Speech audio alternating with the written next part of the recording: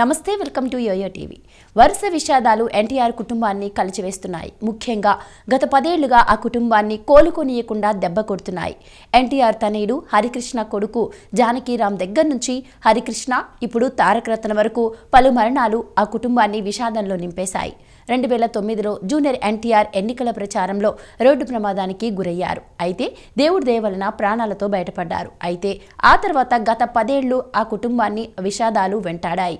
హరికృష్ణ పెద్ద కుమారుడు నందమూరి జానకీరామ్ 2014 డిసెంబర్లో కోదాడ వద్ద ప్రమాదానికి గురై కన్నుమూశారు. వాహనం స్టీరింగ్ బలంగా ఒత్తుకుపోవడంతో జానకీరామ్ ఛాతీ, ఇతర శరీర భాగాల్లో తగిలాయి. ఆయన్ని కోదాడ ఆసుపత్రికి తరలించగా అప్పటికే మరణించినట్టు వైద్యులు ధృవీకరించారు. ఆ తర్వాత 4 ఏళ్లకు నందమూరి హరికృష్ణ 2018లో నల్గొండ జిల్లాలోనే జరిగిన రోడ్డు ప్రమాదంలో కన్నుమూశారు. ఓ వాహనాన్ని తప్పించే క్రమంలో ఆయన వాహనం డివైడర్ను ఢీకొట్టి అవతల వైపు ఎగిరిపడి బోల్తా కొట్టింది. డ్రైవింగ్ చేస్తున్న హరికృష్ణ వాహనం నుంచి బయటకు ఎగిరిపడిపోవడంతో తలకు తీవ్ర గాయాలయ్యాయి.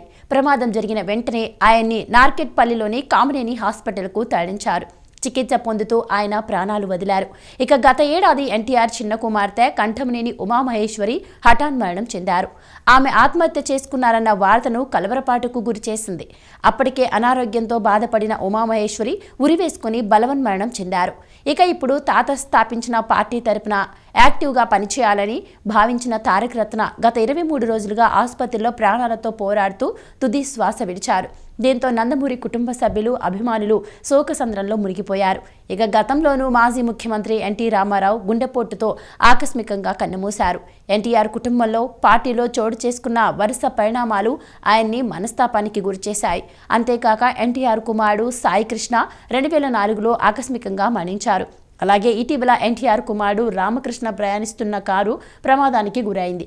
అయితే ప్రమాదం ఏమీ జరగకపోవడంతో అంతా ఊపిరి పీల్చుకున్నారు. కానీ ఈ వరుస విషాదాలు ఎన్టీఆర్ కుటుంబాన్ని శోకసంద్రంలో ముంచుతున్నాయి.